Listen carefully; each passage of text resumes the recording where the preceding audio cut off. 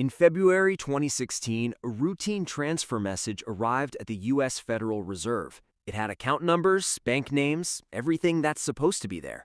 On the surface, it looked exactly like every other message that crosses that system every single day. But one employee noticed something small, something so minor it's almost impossible anyone would ever catch it. The word Foundation was misspelled.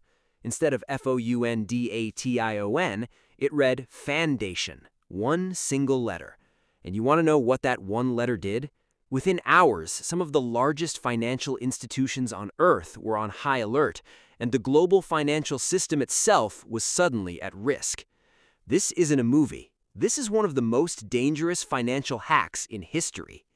If you're new here, I'm Hossam, and I cover strange and mysterious stories from all over the world.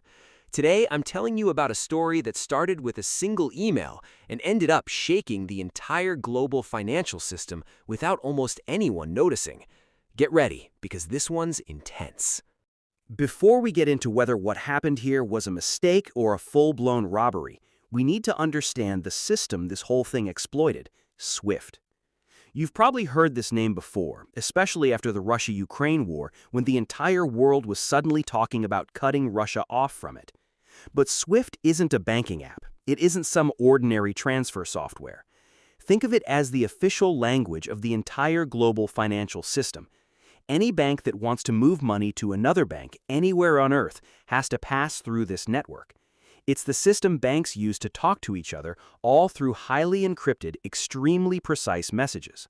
SWIFT connects more than 11,000 financial institutions across over 200 countries. This isn't some side application.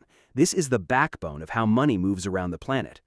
And what makes it even more dangerous than its sheer size is its reputation. Over decades, banks built up an almost unshakable trust in SWIFT messages.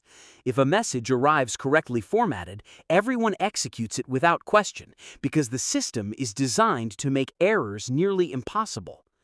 And that's exactly where the disaster started. Despite all that power and that near-mythical reputation, there was one very small crack. And that crack wasn't in the system itself. It was in the humans, in the local machines on the end actually using the system. That crack became the door. So how did this whole thing actually unfold? Stick with me because we're going step by step. In February 2016, at exactly 11:20 in the morning, officials at Bangladesh's central bank discovered something alarming. Dozens of massive financial transfers had gone out from the bank's account held at the Federal Reserve in New York. The problem wasn't the transfers themselves. The problem was the bank never authorized any of them. At first, staff assumed it was some kind of technical glitch, but the more they dug in, the worse the picture got. These were real, legitimate-looking financial orders sent through the official system. And according to everything on their screens, Bangladesh's own bank had confirmed the transfers itself. Initially, they thought maybe a few $1 million were involved, but as the real numbers started coming in, everything exploded. This was an attempt to withdraw $951 million, nearly $1 billion suddenly moving out of a poor nation's central bank reserves. And the real horror wasn't the money. It was that someone had managed to operate inside the global financial system, as if they were the bank itself. They'd walked in through the front door. So how does a hacker break into the heart of the global financial system? Here's rule number 1 in the world of major hacks. The actual theft never starts on the day of the theft. It starts months, sometimes years before. To this day, nobody knows exactly how the initial breach happened, but investigators believe it started with phishing emails sent to several bank employees. One of them opened an attachment loaded with malware. That malware installed itself silently, no alarms, nothing. From that one computer, it spread into the internal network, and from the internal network, it worked its way into the entire system. This is where the most dangerous phase began. The hackers moved through the network step by step, collecting passwords and escalating their access until they reached the machines connected directly to the bank's SWIFT terminal. In other words, they didn't break into the global system from the outside. They got into a computer inside the bank and moved internally until they reached the exact point where transfer orders could be sent out to the world. In cybersecurity, this stage is called reconnaissance, and it's the most dangerous phase of any professional attack, because at this point, the attacker is completely invisible. They spent this time learning how the bank operated, who approves transfer orders, where the SWIFT terminal physically sat inside the bank, how the messages were formatted, until they could speak the system's own language fluently. On February 4, 2016, the operation actually began. The timing wasn't random. Every minute that passed before anyone noticed was pure gold. More orders going through, more money moving, and less chance anyone could pull it back. That night, 35 transfer requests went out, all targeting Bangladesh Bank's account at the Federal Reserve in New York, the account holding the country's entire reserves. When financial systems receive a message from what looks like a trusted source, they don't treat it as suspicious. They treat it as a legitimate order that has to be executed, especially with large sums, since it's completely normal for a country to move $1 billion around. The hackers weaponized that trust. The money wasn't heading to one single place either. It was split between accounts in the Philippines and Sri Lanka. That wasn't a coincidence. Money doesn't just vanish into one location. It gets spread out fast before anyone can trace it. So if we break down what actually happened, the hackers knew exactly where the sensitive messages originated inside the bank. They understood precisely how a message needed to look to pass as normal, and they picked the perfect moment to send a massive amount of money out all at once. That's why a lot of experts don't see this as just a technical hack. They see it as a fully coordinated operation run by a state actor like North Korea or Russia. And yet, despite all that genius planning, one small mistake changed the entire course of the operation. So why didn't anyone catch these transfers immediately? The hackers worked on 3 fronts. First, they planted malware that kept everything hidden from bank staff while the money was actually moving. Second, and even more dangerous, the malware was quietly deleting the financial records tied to each transfer order the moment it went through, so it looked like the transactions had never even happened.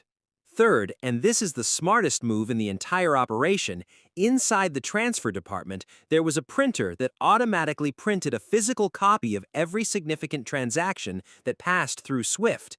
It was part of the bank's manual oversight system. The hackers completely disabled that printer, so the transfers were going through with 0 alerts, 0 printed records, and everything inside the system looked calm and completely normal. And this is where the coincidence happened that changed everything. One of the transfer orders was headed to an entity in Sri Lanka called the Shalika Fandation, a completely ordinary-sounding name for a charity. But when the transfer message was typed into the SWIFT system, a small error slipped through. The word foundation was misspelled. An employee at one of the intermediary banks the transfer was routed through caught the mistake before it reached its destination. He froze the transaction and reached out to Bangladesh Bank asking why the name was spelled wrong. Bangladesh Bank's response, "We never sent any transfer." If that intermediary bank hadn't existed, every single dollar would have gone through. They did manage to stop that operation, but other orders had already gone through. In the end, it wasn't the $1 billion they'd planned for. It was around $101 million. The first chunk, $20 million, was headed to Sri Lanka, and officials there caught it quickly enough to stop it before it disappeared. But the bigger portion, $81 million, went to the Philippines, and that's where everything got a lot more complicated, because it ran straight into a whole network of accounts, middlemen, and casinos, all built for one purpose, laundering the money until the trail disappeared completely. That $81 million didn't sit in one obvious account.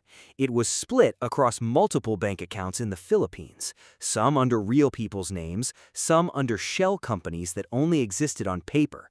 And a chunk of the money ended up somewhere almost nobody would expect, the casinos of Manila. Here's how it worked. People would buy a huge amount of casino chips, play for a few minutes, sometimes not even play at all, then cash the chips back out. On paper, it just looks like gambling winnings or losses. And at that exact point in time, the Philippines' anti-money laundering laws didn't fully apply to casinos, which turned them into the perfect place to erase the trail of stolen money. Despite how sophisticated all of this was, investigators managed to trace the money, and the case grew fast between banks, police forces, and international agencies. Everyone was asking the same question: who did this?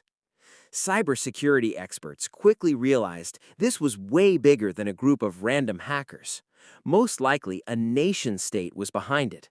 Over time, one name kept surfacing in security reports: the Lazarus Group, one of the most notorious hacking groups on Earth, known for complex attacks on banks and entire financial systems. Many reports link the group to North Korea, and some analysts see attacks like this one as part of an ongoing digital financial war between nations. Connecting the Bangladesh bank attack to this group wasn't just a guess. When researchers analyzed the malware, they noticed the code, the tools, and the movement patterns matched previous attacks attributed to Lazarus almost perfectly.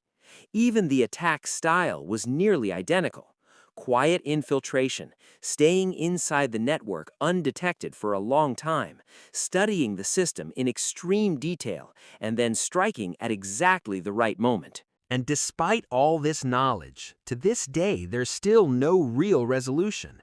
Not a single cent of that $81 million has ever been recovered. Nobody has ever identified the people who cashed out those casino chips.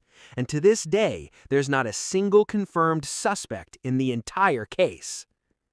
The Bangladesh bank story wasn't just an ordinary online theft. It was a moment that exposed something bigger: that the global financial system, for all its power and prestige, has become almost entirely dependent on the digital world, a world built and operated by human beings. The Bangladesh bank hack exposed a simple and genuinely terrifying truth. A thief today doesn't need to break into a bank or carry a weapon. Someone can be sitting in front of a computer screen, thousands of miles away, and move hundreds of millions of dollars without ever firing a single shot. If this operation had gone through in full, Bangladesh could have effectively been pushed toward bankruptcy. The real lesson in this story isn't the size of the money or how complex the operation was. The lesson is that even the most powerful systems on Earth can have tiny details that seem completely irrelevant at first glance. And yet, in the right place, at the right time, those tiny details can crack open the door to one of the biggest financial crimes in history. A story that started with one small email and ended with an attempt to steal nearly $1 billion from the very heart of the global financial system. That's the story for today. Hope you enjoyed it. If you're into strange stories like this one, I'd recommend checking out the video on your screen right now. Let me know what you think. Are you convinced North Korea was really behind this? Was it a state operation or just a highly skilled group of ordinary hackers? I'll be reading every comment. I'm Hussam. See you in the next video.